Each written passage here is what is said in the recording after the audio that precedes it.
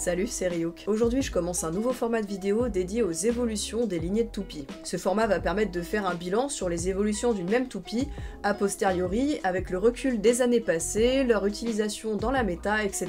Ce format va me permettre aussi de revenir sur certaines toupies que j'ai déballées il y a longtemps sur la chaîne et dont la qualité des vidéos est plus que discutable. Suite à un sondage que j'ai fait plus tôt dans l'onglet communauté, vous avez voté pour que Deathsizer ouvre le bal. Donc c'est parti.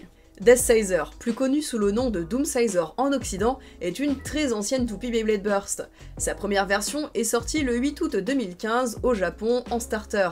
Elle appartient au personnage de Daina ou Daigo Kurogami dans le manga. La toupie représente la faucheuse, l'allégorie de la mort. Cette créature était déjà présente dans le lore de Beyblade Metal avec Sid Chronos que j'appréciais déjà beaucoup.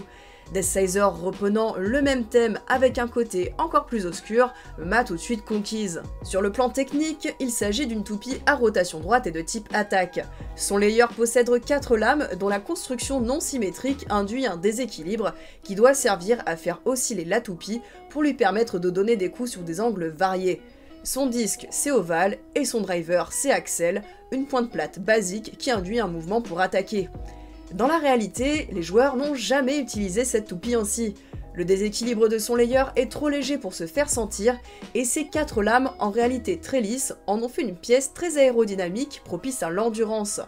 Là où les layers typés endurance de base de cette série étaient trop crantés et leurs dents de fixation trop faibles, Deathsizer a été au cours de la saison le layer le plus fiable en endurance, notamment utilisé en combo avec le disque Heavy et le driver Survive.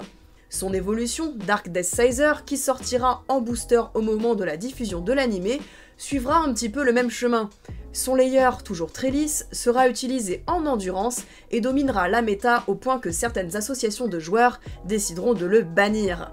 Pour le disque, on retrouve Force, plus équilibré, et pour le driver, Jaggy, avec sa pointe en forme d'étoile, un peu plus agressive mais un chouïa moins endurante.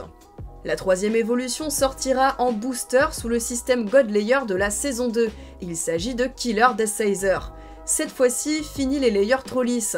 Takara design enfin un modèle agressif et effectivement déséquilibré.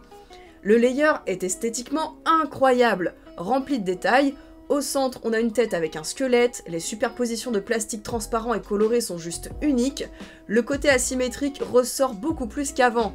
Et qui dit God Layer dit fonctionnalité spéciale. On a ici la lame de la faucheuse qui peut coulisser et apporter 2 niveaux d'impact.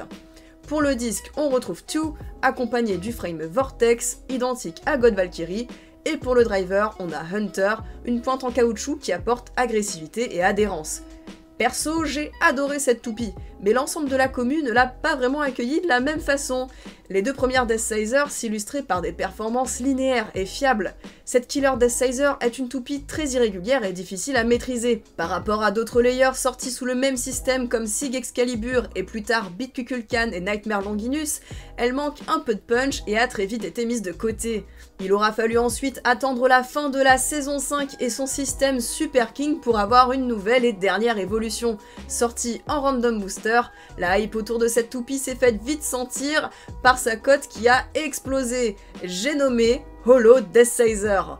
Lors de son annonce, j'étais très heureuse de voir que son layer était surtout inspiré de Killer Deathsizer. Il présente du métal sur la grande foue à droite et sous les petites lames à gauche. Le châssis qui vient avec, c'est fort attaque et il est lui aussi déséquilibré, ce qui veut dire que l'on peut choisir différents niveaux de déséquilibre en fonction de sa position sous le ring. Niveau disque, on a 12 et un frame exclusif sorti pour l'occasion, Axe.